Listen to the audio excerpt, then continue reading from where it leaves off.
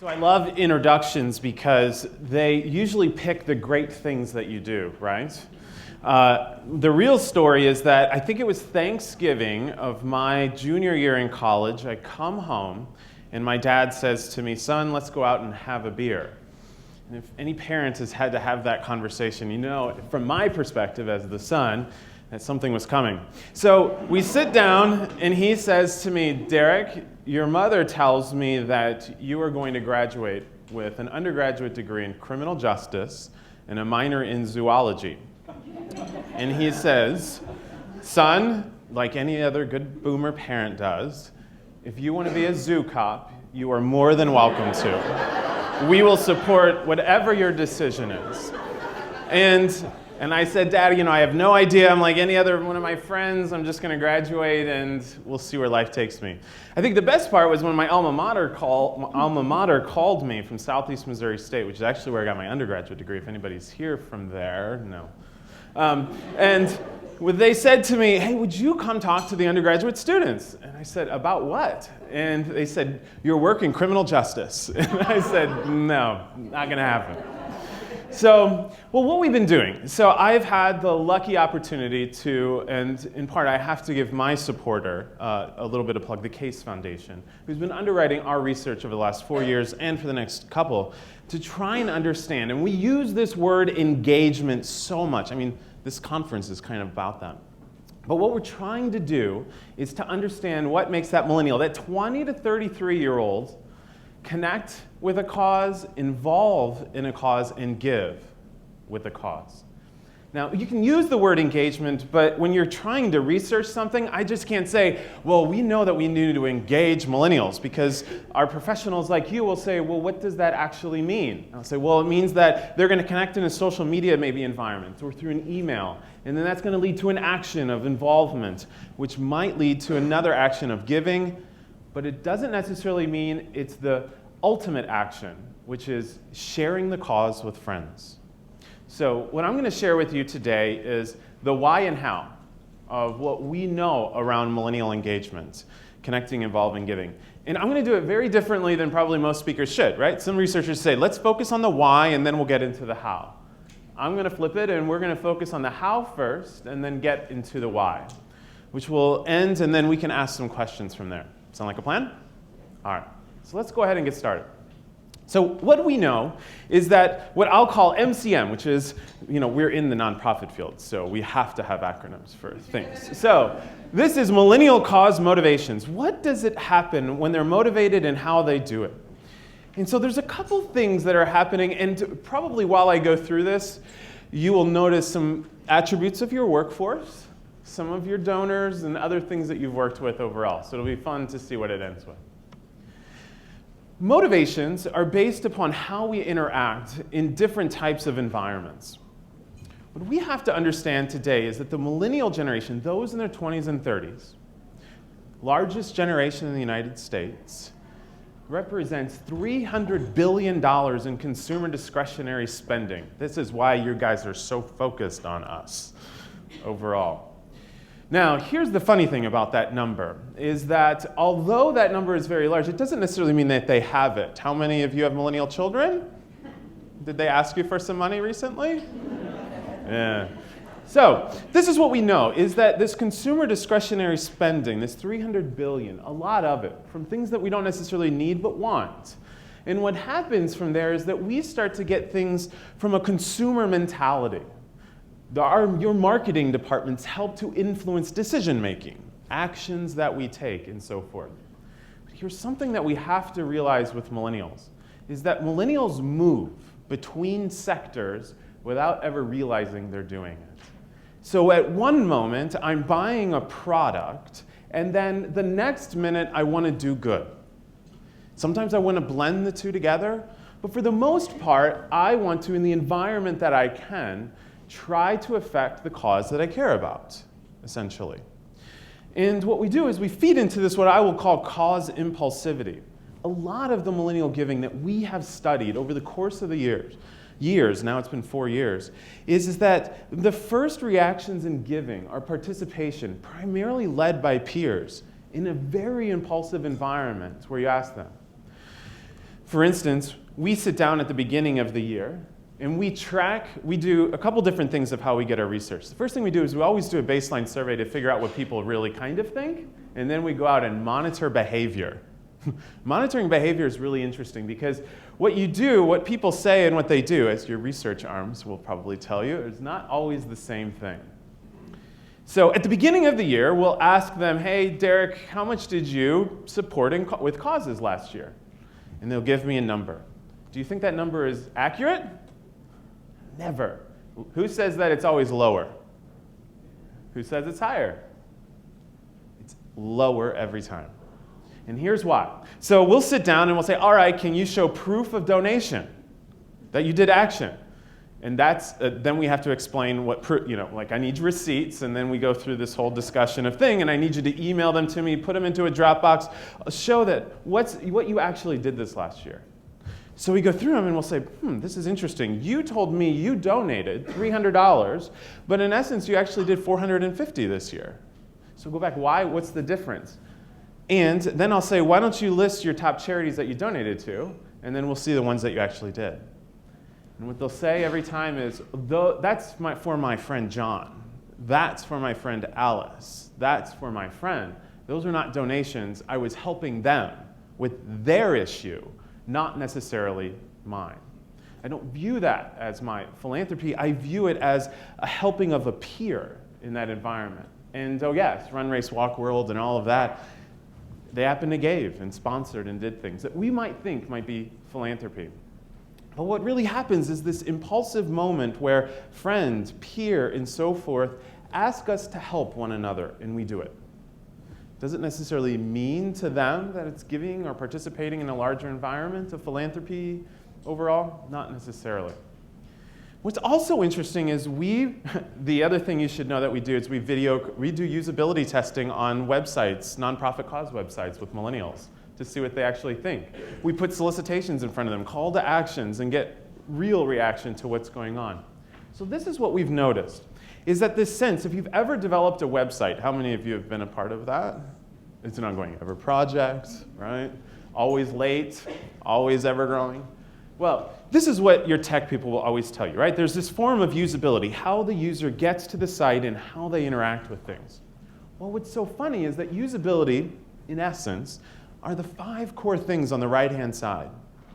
These here are the same applications that we have watched millennials apply to any cause involvement type messaging.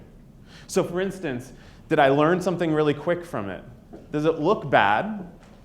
Was it quick and easy to do? And did I remember it when I left? They're applying application of what we see in a digital environment to all types of environments within the marketing realm. Which, for some of us, when you're trying to get those employees to get involved in that type of volunteer project, you're competing with other marketing messages because of the blended environment that they're in for their attention, which can be really challenging. So one minute they're here, and the next minute they're on a nonprofit website. I will have to tell you that after watching millennials for the last 4 years in video recording, when they are here and then they move here, they don't say, now hold on, I'm going to give this nonprofit a break for just a little bit because they don't have any money. They don't do that. What they say is, how come I can't do things? How come I can't have this happen? How come when I'm at work, I can't get involved or do the things that I do? One of the core things that we're hearing back in this year's study, which Peter sort of queued it up a little bit. This year we have companies participating in our studies, and we have their employees. We have employees from lots of different companies who are part of our research panels, that throughout the year we track their involvement in your programs, and they directly tell us what they think before we tell the larger group. One of the core things is, why is it so hard to do this work at my company when it's so easy to buy the company's product or so easy to get involved in other things? A lot of that comes in because of the consumer piece that we're starting to see translate into the cause environment. The second one is feedback. How many of you posted something on Facebook this morning? And what happens when you don't get a reaction or nobody likes it?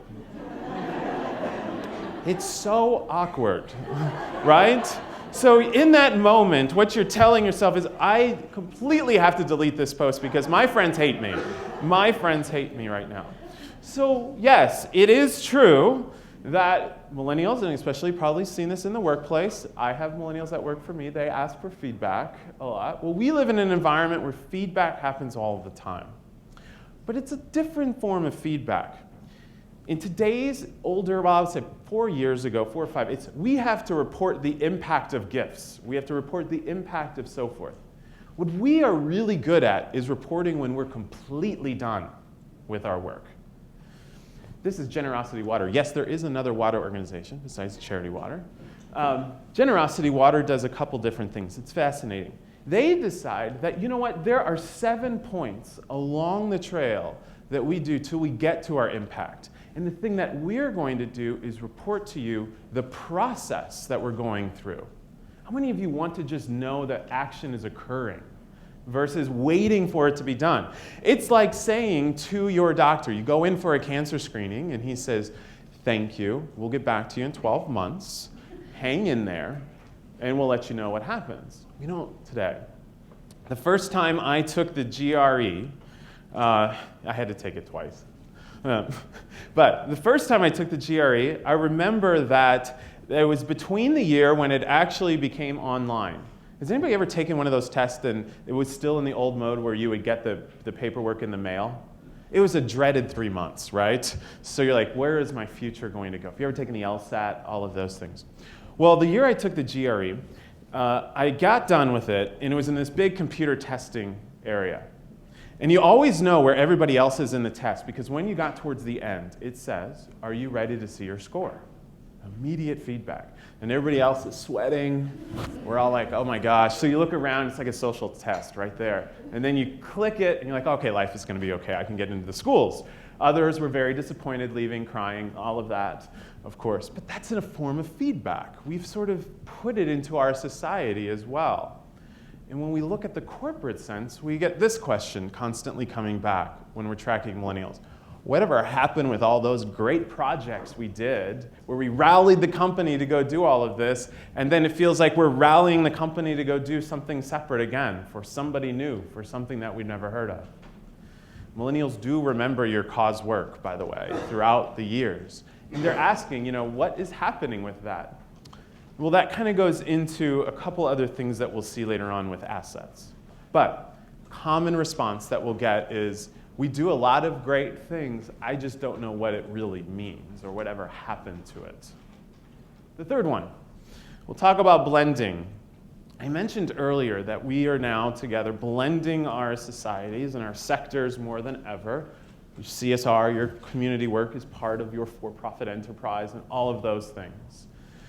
So we are starting to even see products, of course, that come out and blend these things. This is probably the most famous blending model that you've ever seen. But all of these things are happening. But the blending doesn't necessarily start or happen with consumer behavior. It also happens in our workplace, right? So does it mean that when the individual clicks and gets into the building that I am completely awash of all my personal cause interest? I am yours only. That would be great, I know, but that's really not what happens. Because what they're doing is that they're blending all different types of their values at all times with wherever they are. What they also do is that they look and find opportunity where they are, whether it's at church, whether it's at the workplace, whether it's at school, and so forth. We've heard this term that they're sector agnostic at times because they're not looking and defining cause work as this is my company's cause work, this is my personal, this is what I do here. It's this is who I am, this is what actually happens. So what we start to get to is, well, what's so different though about my cause work at work versus when I do it in my own time? Why do I have to be different at work and care about things necessarily that my company cares about, that I want to be supportive of my company? It doesn't mean that they don't want to. But yet, how can I show individualistic interest in my own cause and passion? Because the moment I leave the office, I can all of a sudden re-care about cancer or whatever. But how can my employer become the opportunity to affect the issue I care about too as well, in addition to theirs too. The last one is assets. What's very interesting in today's environment is the form of financial giving as one form of commitment. We have seen this change, especially with the generation overall. We're looking at the skill, right? We talk about pro bono skills. We talk about their talents, their volunteer time. These are all assets. And in the eyes of the millennial, they view these as all equal.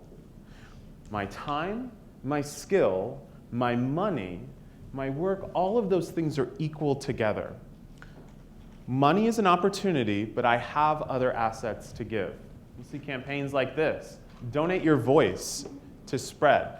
Millennial-based nonprofits that really rely upon millennial-type donors and volunteers have recognized a long time ago that if we value all assets of millennials, that actually giving does increase. Giving over time increases. If we look at and we start to message and communicate the value that that individual has with everything that they're doing. Which we often get this statement, I have more than money to give to any organization. I have more skill, I have more talent, I have more time. And also there's another thing that I find valuable that might be undertapped, and that is the network that I represent, the people I'm a part of. That opportunity I have to talk about your work to my people, about how good you're doing your things to the people that might care to as well.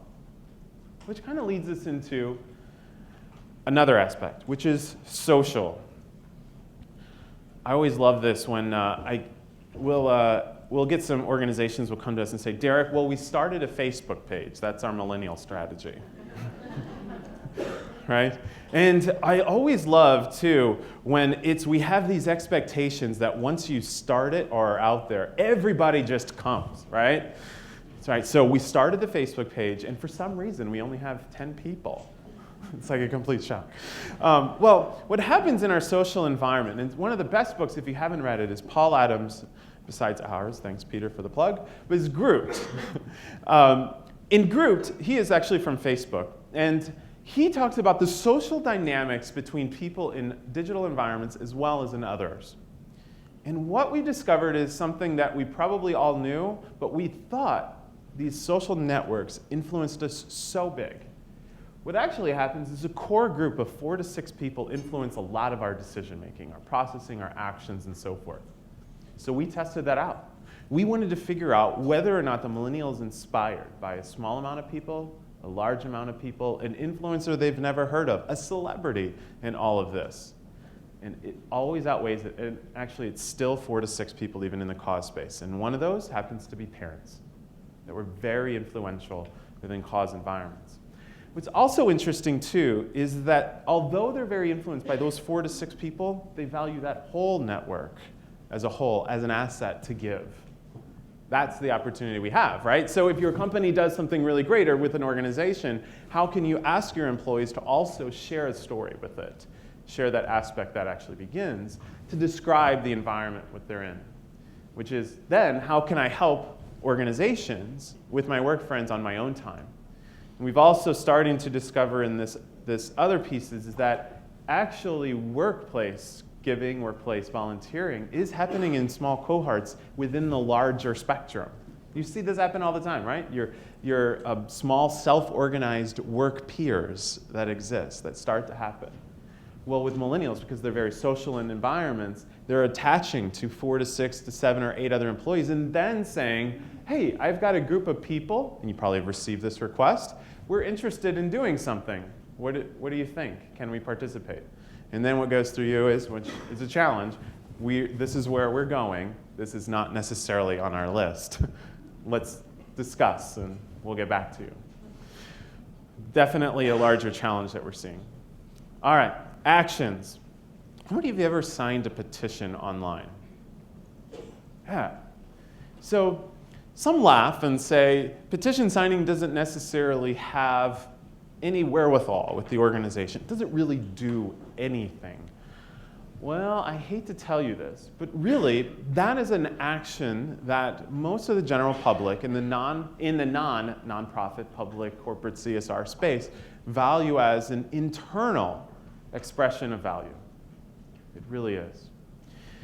What we have discovered is that as a millennial goes through and starts to have cause interest, they start to perform smaller actions on behalf of causes, all leading up to ultimate things. They move from an environment that we'll call supportive activism all the way to self-organized or organizing activism. What's interesting in this place, and this is a way that as you see it in social networks too as well, right? So your PR or marketing will send out a message, and what are you trying to get people to do? Have a conversation about it. How many times have you heard that, right? That's exactly what we're trying to do. But at the beginning, when you prompt the message, we as millennials and others are either going to support that message and talk with you or disagree, but in some way we're going to show some form of feedback, we hope. Those that ignore the message have already moved on. What we have noticed is that those small forms, liking, commenting, and then starting to get more involved with posting their own information, emailing their friends, are all larger forms of involvement, and that we have to nurture those over time. Anytime we skip, I will say this, remember this one thing, anytime we skip connecting or involving before we get to giving, we are going to have retention issues. Because we haven't involved or allowed the millennial to act on behalf of their own cause in small ways prior to showing larger commitment. We live in a micro-action environment, right? So I can do small things and show small pieces of support. That's what we want to try and do.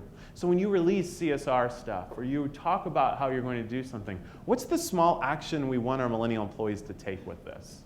What is the small thing that we can have them to bring and internalize that commitment a little bit more? We even see it when it comes to solicitations. Everybody will say, I was speaking to a group of fundraisers in AFP, the Association of Fundraising Professionals, speaking at their conference, and everyone said, Derek, we're really excited about getting millennials to give, so hopefully you're going to cover that. Who doesn't want millennials to give, right? So absolutely, but it never has been, in their mind, the pinnacle of involvement. For our causes, it tends to be. The pinnacle of involvement for them is getting their friends interested in their personal passion and value. That's the best piece.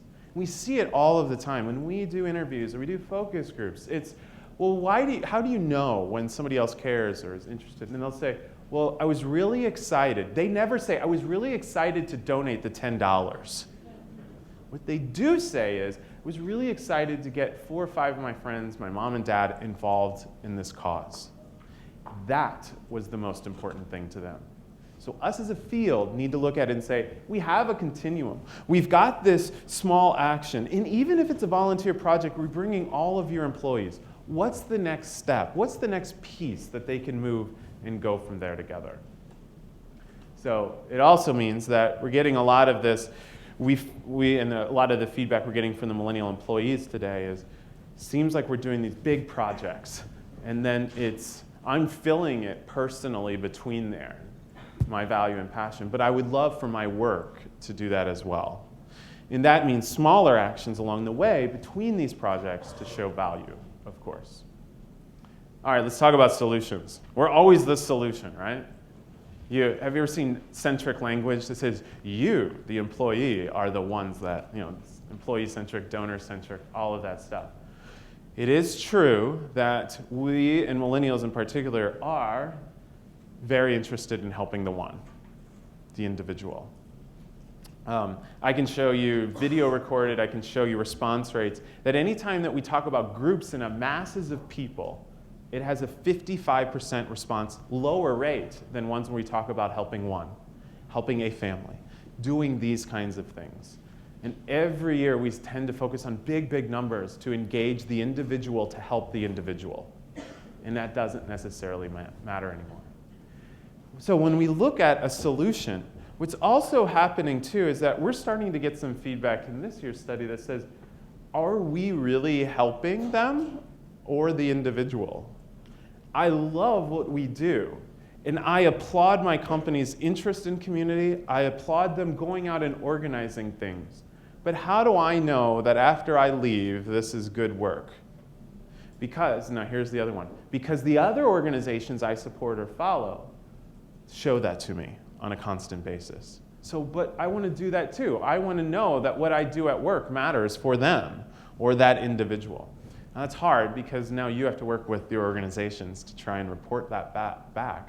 But I will say that they don't go back to the organization. They're saying, I'm wondering if the company can tell me what it really matters now. And in fact, even when we see I showed you the feedback loop earlier, 2 weeks to 45 days post-action, we'll see higher interest in re-participation in something again, rather than waiting. And that's, what am I really, really doing here that will matter? Tangible. You gotta love the campaigns, right, that come out there and say, your $10 will do this. Malaria's got $1, saves one life. Can you believe that? Interesting. Tangible transparency. That's what the environment that we're in today with millennials too. It is my action equals this tangible output in the transparent environment to tell me how that really matters. We'll see that with your requests that come in too, that will say, well, what if I give the 30 minutes at my desk to micro-volunteer somewhere? What does that really mean? How does it tangibly help something, the organization and so forth? Which has led to this one. Tell me specifically what this organization needs, and I will help them do that.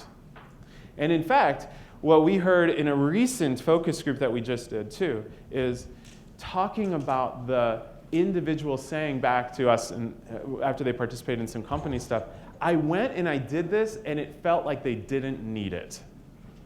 It wasn't needed.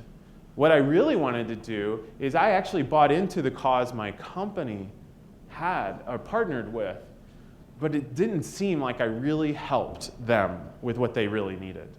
And here is my new idea of what I want to do. Then that's when they talk to you about doing that new idea, of course. So that's how things happen. And ultimately, over the last 4 years, we've noticed this big thing, is that your organization, your company, your CSR, is the complete conduit for somebody to do good at work. Your job is not necessarily to work for that, but to work with it, with the individual. The millennial has, and every single employee, and this isn't just generational, every employee has their own personal passion and desire to do good. We do. Now, sometimes it's escalated at work time, and sometimes it's not, just depending on how much you do in your environments. But for the most of us, this desire to help people, to help other things, is something that millennials have been grown up with. It isn't something that necessarily we have to go and teach, per se. It's how do we not direct, but work with them to make their desire our desire together as well.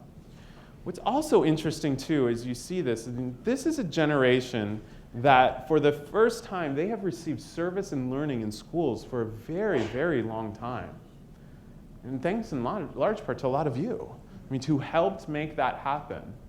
When Lydia across the street comes over and sells me trash bags for the fundraiser, my first comment is, I hate trash bags. My next comment, though, is look at the philanthropic environment that is now happening.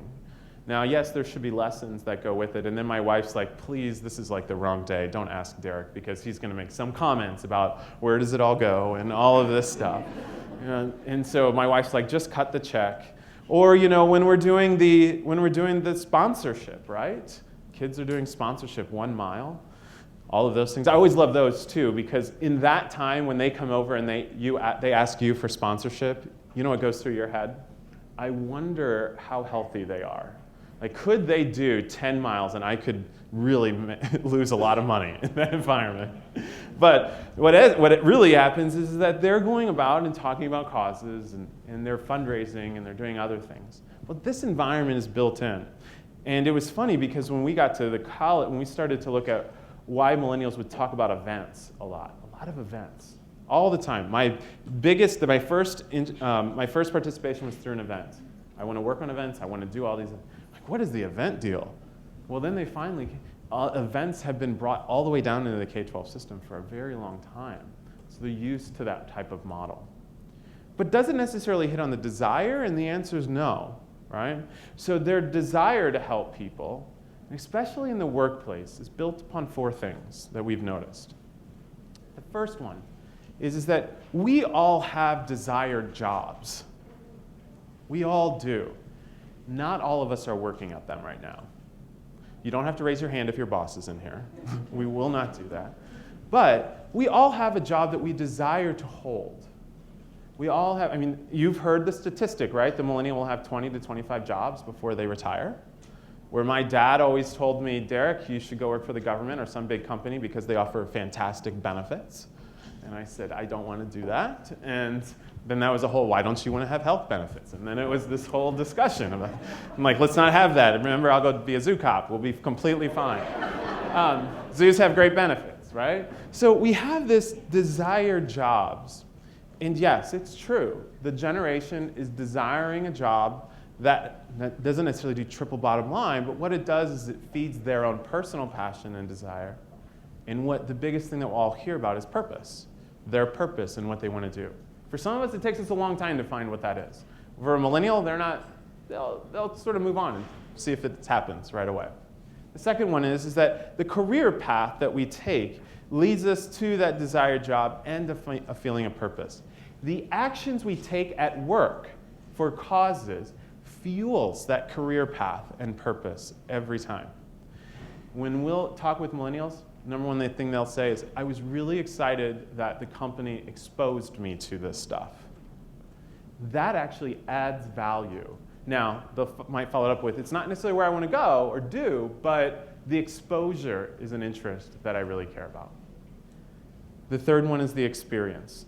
They desire the experience to help and at the same time garner professional experience. We've seen it a lot. And then the last one is the attachment to something greater, something much, much bigger. And in that attachment, we'll start to see comments like this. Well, I can contribute. I can do this. I can address any issue I want because guess what? There's technology today that allows me to do that, which is fantastic.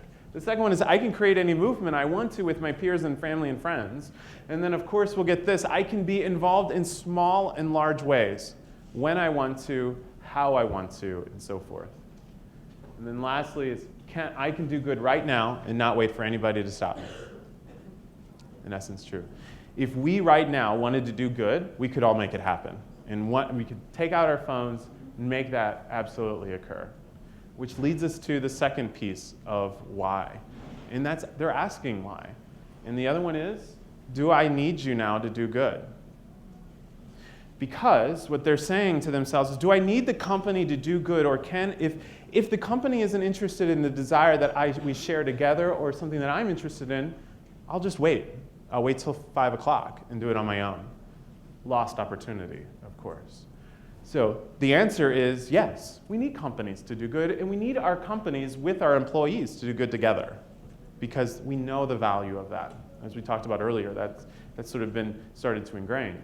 But now it's how can I help you continue that purpose track through experiences and work with you overall. Which sort of leads us to the last one, is that a millennial is moved and has been moved overall. In all of the studies that we've done, I encountered about this much of millennials that say they hate causes. They hate social good. Most of them, I want to impact, I want to do all of that other stuff. Now the question though for all of us is, do they want to be talked to and directed or working side by side? And each and every time it's, I want to work with my company to do something together. That is the major message we're starting to see. And this is your opportunity to work with them and not for or directing them to do it. Thank you.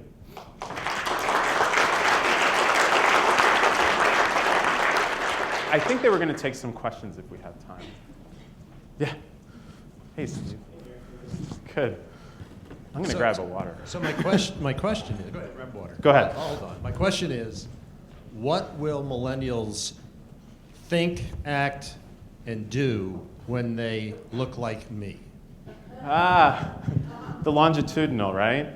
So, there isn't a lot of studies that are doing longitudinal stuff. And there are a group of researchers out there, and we've been a part of that to try and have some common data points so that we could be used and replicate later on.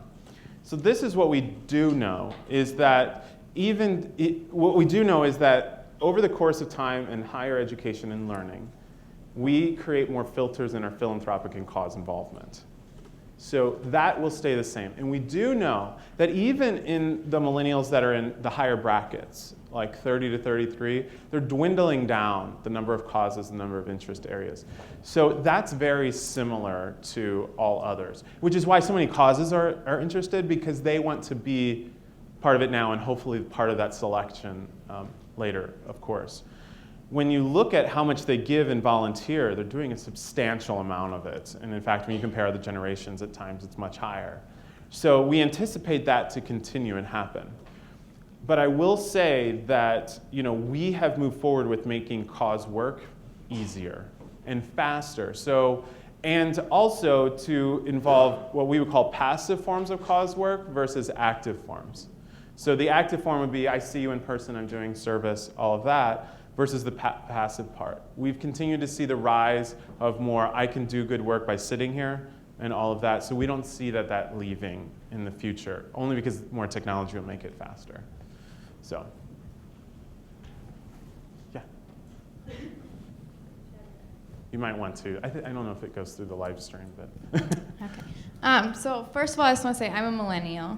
And you described me to a T, so you're dead on. You always, so by the way, when I do this presentation, you get three groups. You get your boomers, your Xers who are just a little annoyed by me. No, I'm just joking. And then you get your millennials who are like, I wonder if he can really do this. So thank you. So you got it.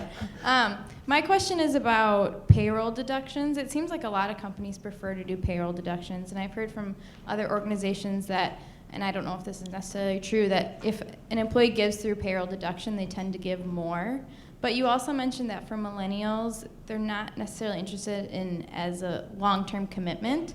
So have you seen, or do you know of any research that shows that they prefer one-time gifts, or if they would be willing to do payroll deductions? So we'll have that answer later, stay tuned, later in the year when we release the stuff. I can tell you on the nonprofit cause side. So when you ask that question, when you say, do you prefer this? And what really happens is different. So the answer is, yeah, it would be great to sign up for monthly stuff or all of those things. And then we would watch behavior, incredibly project impulse giving all the time. So it was, hey, $10 right now. We need you. Impulsivity was in there, that message, that email.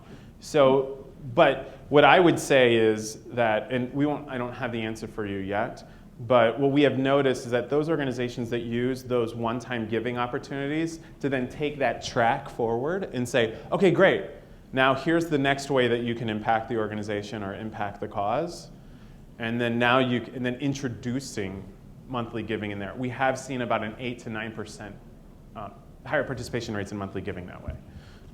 So again, we'll have that answer later on that particular, because we talk about workplace payroll deductions. Yeah. Just a quick question, kind of going off of that, in terms of the different types of volunteer opportunities that millennials I too am a millennial, that are interested in, because down the pipe we're going to want to be building board memberships and having more sustainable giving. So I'm just wondering if there's an alignment in terms of what you're seeing from that one time, how that's kind of building to create the more sustainable kind of giving back to an organization. And also you mentioned like micro-volunteering. Is there, like looking at the different types, are there kind of growing trends between kind of being like painting a house or something like that to volunteering in a virtual manner? So every time that when we do focus groups, we do surveys, all of that, and then we watch, what we have discovered is that there is this essence of helping the cause without always being present, that interest. And in fact, one of the core things that we have heard is a distaste for going on site, being there for an hour, getting trained, and then performing service. When that excitement of doing service, volunteering, whatever, has been gone. Now we're an hour into it and we really haven't done anything, per se. So they said any of that back stuff should be done in advance, online, virtual environments. We have seen that, yes, there is an interest to do the let's get our hands dirty. There was a higher interest in participation in more of the creative suite of services, which includes marketing, skill-based, data, development, all of that stuff. A high interest in that stuff. And in fact, one of the common complaints we get is, and take this comment, but I'm much more skilled and can help them in bigger ways than what I'm being told my offering is. And so this is where I would use a lot of those. And we have noticed too, some of the effective, we're watching a company right now, I don't know if they're in the room, so I won't say that. We're watching a company's volunteer program, and they're doing small, like the more episodic event-based style, and then doing the trail that I talked about. So the next email is, great, if you enjoyed this, here's your next step. And they're seeing some really good participation. And then the third step is what we would call self-organized corporate service, where they're getting the 3 to 5 people together and doing their own sanctioned on company time to help the cause that they want to, that same cause, because there is a partnership there. So yes, that has been very, very positive so far. Testing 1, 2, 3. Just wanted to make sure the mic was on. How do you get them involved in your company's causes if it isn't in line with their personal causes? So for example, if your company cause is cancer and their personal cause is education, so how do you align those two? Yeah, so we're watching right now, we've looked at a few materials. It's in the message and how it's done. So your companies need to probably establish certain partnerships for certain reasons. Completely get that. What we have noticed is that when the companies go out and say, these are our partnerships and let me explain why, but you as the employee need to use this as opportunity to be exposed. Remember the purpose-driven and all of that? We've seen higher participation. But also the other thing that happens is that after that, it's being explained to them and talking about, all right, now let's discuss ways that you can do that. What did you like about that experience? What is useful? And the next step for you is to do this. There's a company that we saw has some survey mechanisms that has skip logic into it that will say, great, thank you for participating. What was it you liked about it? What was it you didn't? And after that, they get some data back that says, all right, Joe, the millennial, loves this aspect of it. Now we're going to take that and match him with potential places that he wants to do. So those bigger events through the company's partners have been used as experiences, less as in like just do this because we need to do it. Derek, quick question for Yeah. me. How much is the stickiness of charities throughout the spectrum of the millennial, age group? So the ones that, they're interested in 10 causes at the beginning when they're 21 years old. By the end, 33 years old, they're really supporting 2 or 3 organizations. Are the 2 or 3 organizations that are left at the end ones that they were supporting at the beginning, or do they pick them up somewhere along the line? Somewhere along the line. The other thing is that you have to realize, I think we have this on video. We share some of our user testing, because some of it's quite funny. And also it's educational for us. You should imagine when we're going through the videos, we're like, we got a hot one here. This is a good one. We want to share this one. Very well-known brand. And this millennial from Chicago kind of comes on there and says, hey, Habitat for Humanity, I have no idea who this is. And like the brands that we all thought, it had nothing. Because what we have noticed too is that millennials are attracted much more to the cause issue than it is to the org in itself. So we have seen them bounce between orgs faster, but maintain cause issue as they go through it. So that's why we get some of that filtering out. The other thing too is, honestly, they're not highly involved. So a lot of nonprofits, and we talk about this in one of the reports, they spend a lot of time in the acquisition phase, right? So email acquisition, donor acquisition, all of that. and they do a really challenging job post where the millennial wants member feedback. They're not getting any of that. And so they start to move on because of those reasons. So it's not necessarily that they're switching orgs, but they're not switching cause issue, per se. What's the balance of how many times to ask for their giving and their money and time? And so we're moving to a year-round giving platform. What's too in their face and what's not enough, knowing that we're in a virtual environment and it's going to be through communication, some office-wide meetings, people speaking about it, but mainly through communication. Yeah. So we have seen effective campaigns that use there are like 3 ways to get involved, if you've ever heard those. And it's like donate your voice, donate your time, donate your money. And once they act in one of those, then the purpose is to get them to do the other ones, right? So, okay, now it's time to donate your time or donate your voice and so forth. It's funny, a lot of the bigger complaints that we heard is that the frequency is always intense, like always being felt like they're asking for money. But then when you go back, the organization never really did. So we're like, it's just, that's general public perception on causes need money all of the time. So it's not necessarily true. It's the same thing. We have an alumni study right now that's going on where 4 months after a millennial graduates, we're getting their attitude and perception about their experience and what they think about their alma mater. Whew, it's a tough one right now. But it was like, the university told me this, that I was going to get the job. And then we went back, and you don't see any of that anywhere. It was perceived that way. Now, if you can make the ask an impulsive environment in a way at times, but yet is very clear and articulate that uses a tangible transparency, like why do you need the $10? Why do you do that?